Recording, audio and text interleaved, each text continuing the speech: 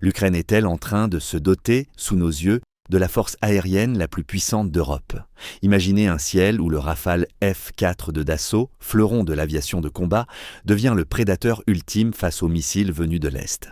Pourquoi Kiev a-t-elle privilégié l'excellence française et la robustesse suédoise aux illusions technologiques américaines? 100 avions de chasse, 50 milliards d'euros, telle la reconquête de la souveraineté, simple contrat ou véritable tournant dans l'équilibre des puissances mondiales? Êtes-vous prêt à découvrir comment nos ingénieurs redessinent la carte du monde? L'enquête commence et la réponse vous surprendra. L'analyse de la décision ukrainienne d'acquérir 100 exemplaires du standard F-4 du Rafale ne peut se limiter à une simple lecture comptable ou à une chronique de l'armement conventionnel. Elle doit s'interpréter comme l'acte de naissance d'une nouvelle doctrine de puissance au cœur de l'Europe de l'Est. Nous assistons à une transition historique où l'Ukraine, par un choix stratégique d'une clarté limpide, décide de s'extraire définitivement de l'orbite technologique soviétique pour embrasser l'excellence de l'ingénierie française. Ce mouvement de fond, que nous pourrions qualifier de grand pivot aérien, ne vise pas seulement à remplacer des cellules fatiguées de MiG-29 ou de Su-27 qui, bien que pilotées avec un héroïsme qui force l'admiration de nos états-majors, atteignent aujourd'hui leurs limites structurelles face à la saturation des missiles russes à longue portée. Il s'agit de bâtir une force aérienne cohérente, intégrée et capable de projeter une puissance de dissuasion conventionnelle sur le long terme, s'étendant de 2030 à 2035 et au-delà. Dans ce triptyque capacitaire qui se dessine, où le F-16 apporte le volume nécessaire à l'urgence immédiate et le Gripen E suédois offre une résilience tactique en milieu dispersé, le Rafale F-4 s'impose comme la clé de voûte, le vecteur de supériorité et de domination technologique qui manquait jusqu'alors à Kiev. Cette acquisition de 100 appareils n'est pas un simple contrat, c'est une déclaration d'indépendance stratégique. Le Rafale n'est pas qu'un avion de chasse, c'est un système de systèmes, un multiplicateur de force qui, gêné par sa polyvalence, omnirôle, chère à la doctrine française, permet d'exécuter l'ensemble des missions de combat sans changer de configuration en cours de vol. Pour un observateur français nourri de la pensée de Clausewitz et des réalités opérationnelles contemporaines, le Rafale F-4 représente la réponse la plus pragmatique et la plus féroce aux défis posés par l'agression russe. Contrairement au F-35 américain, qui exige des infrastructures d'une sophistication telle qu'elles deviennent des cibles prioritaires et fragiles, avec leurs hangars climatisés et leurs cohortes de techniciens spécialisés en informatique, le Rafale a été forgé dans l'acier de la nécessité opérationnelle. Héritier d'une lignée conçue pour opérer depuis les ponts étroits des porte-avions ou des pistes sommaires en Afrique,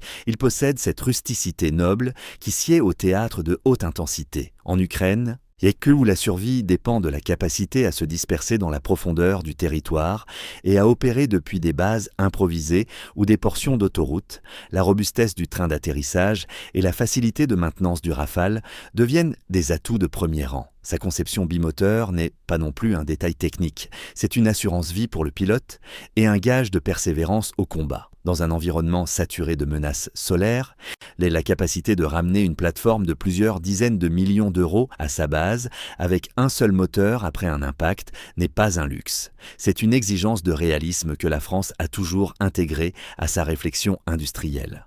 Cette dualité entre haute technologie numérique et robustesse mécanique est l'expression même du génie français, offrant une réponse adaptée là où d'autres systèmes s'effondreraient sous le poids de leur propre complexité logistique.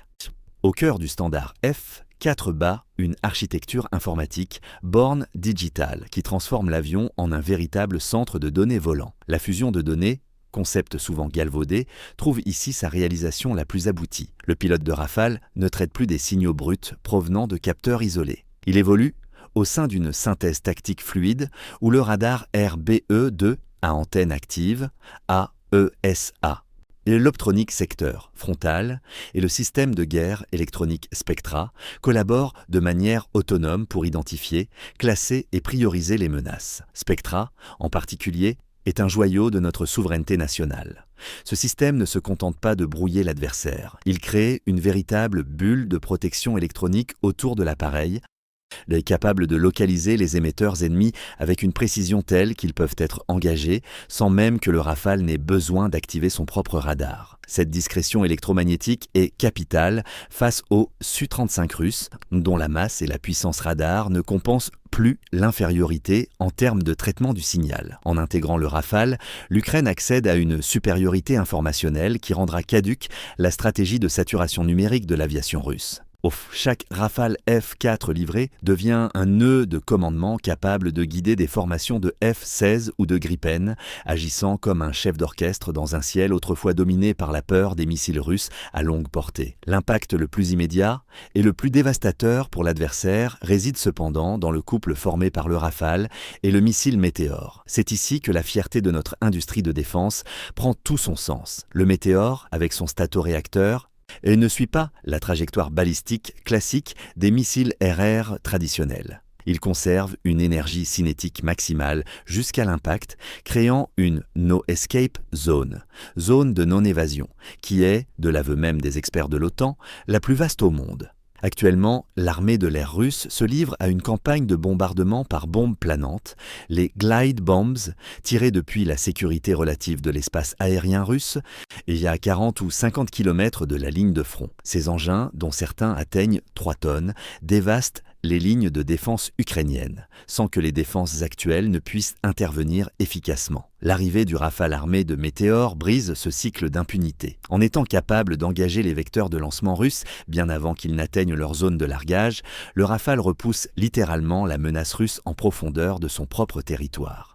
Ce déni d'accès aérien est le seul moyen de protéger les centres urbains et les populations civiles contre la terreur venue du ciel. C'est une mission de souveraineté que seule une plateforme de la classe du Rafale peut assumer avec une telle autorité. Le volet solaire de cette transformation doctrinale ne doit pas être occulté, car il participe de la même logique d'excellence française. L'intégration des 8 batteries de défense anti-aérienne SAMP/T Mamba constitue le complément indispensable à la puissance du Rafale. Les retours d'expérience du théâtre ukrainien sont formels. Le SAMP/T, fruit de la coopération franco-italienne, démontre une efficacité et une fiabilité au combat qui surpassent, dans bien des cas, les systèmes Patriot américains.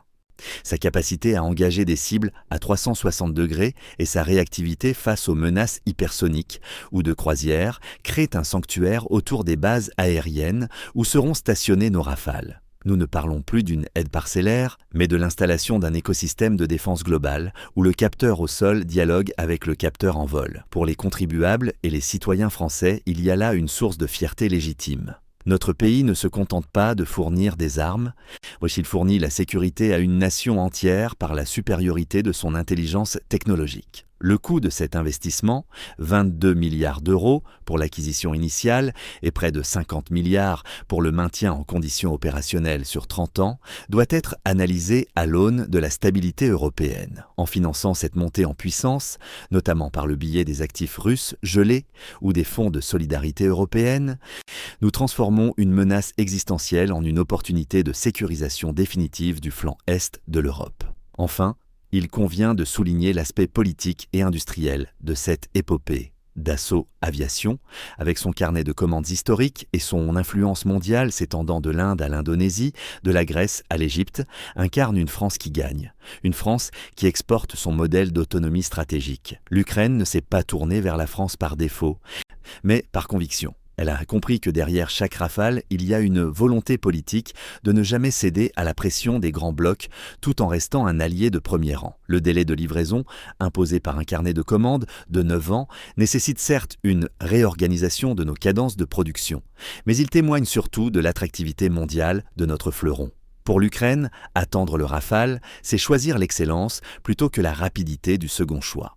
Aussi, c'est un pari sur l'avenir. Une vision qui dépasse le cadre temporel du conflit actuel pour se projeter dans une ère de paix armée, où la seule présence de l'insigne de Dassault sur les dérives des appareils ukrainiens suffira à faire réfléchir n'importe quel agresseur. Cette première partie de notre analyse démontre que le choix du Rafale est un choix de raison, de puissance et d'avenir, plaçant la France au cœur de la reconstruction militaire d'une nation qui sera, demain.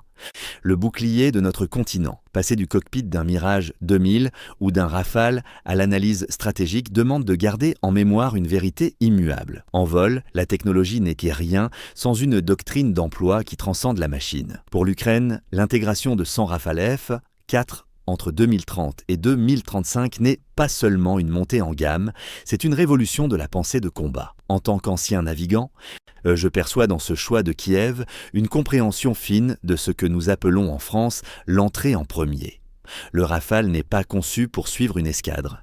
Il est conçu pour ouvrir la porte, pour briser les systèmes de déni d'accès les plus sophistiqués de la planète. Lorsque nous analysons la menace russe actuelle, caractérisée par une densité de radars et de missiles solaires, SAM, S-400 sans équivalent, le Rafale F4 apporte une réponse que ni le F-16, ni même le Gripen ne peuvent offrir avec la même autorité. Le F-16 est un merveilleux outil de volume, une plateforme polyvalente qui a fait ses preuves, mais sa conception monomoteur et sa signature radar, héritée des années 70, le rendent vulnérable dans un ciel saturé. Le Gripen, quant à lui, est le roi de la résilience logistique, capable de se poser sur une départementale suédoise enneigée, mais il manque d'allonge et de capacité d'emport pour les missions de frappe stratégique dans la profondeur. Le Rafale F4, avec ses 14 points d'emport et sa masse maximale au décollage qui avoisine les 24 tonnes, joue dans une catégorie supérieure. Il est le camion à bombe, intelligent, capable de se transformer en intercepteur de haute voltige en une fraction de seconde. D'un point de vue strictement opérationnel, ce qui va bouleverser le quotidien des pilotes ukrainiens, c'est l'interface homme-machine, IHM du standard F4. Imaginez un instant le saut quantique pour un pilote habitué au cadran analogique et au radar à balayage mécanique des vieux MiG. Dans le Rafale, l'information est prédigérée. La fusion de données présente au pilote une image tactique unique, épurée, où la menace est identifiée non pas par un écho-radar incertain, mais par une signature multispectrale confirmée par l'OSF, Optronic secteur frontal, et le système Spectra. C'est cette capacité à voir sans être vu qui redonnera l'initiative à Kiev. En mission de supériorité aérienne, le Rafale utilisera sa discrétion passive pour s'approcher des patrouilles de Su-35 russes. Grâce au missile Météor, le pilote ukrainien pourra engager l'ennemi bien avant que l'alerte radar russe ne se déclenche. Nous ne sommes plus dans le dogfight romantique de la Deuxième Guerre mondiale, mais dans une guerre de l'ombre. Il y en a une guerre d'électrons où le premier qui traite l'information gagne la partie. Le Rafale F4 est à cet égard le prédateur alpha de ce nouvel environnement numérique. L'aspect le plus fascinant de ce déploiement réside dans la capacité de frappe stratégique. L'Ukraine a besoin de pouvoir frapper les centres de commandement, les nœuds logistiques et les ponts stratégiques loin derrière les lignes ennemies pour paralyser l'effort de guerre russe. Le couple Rafale/Scalp-EG est ici sans égal.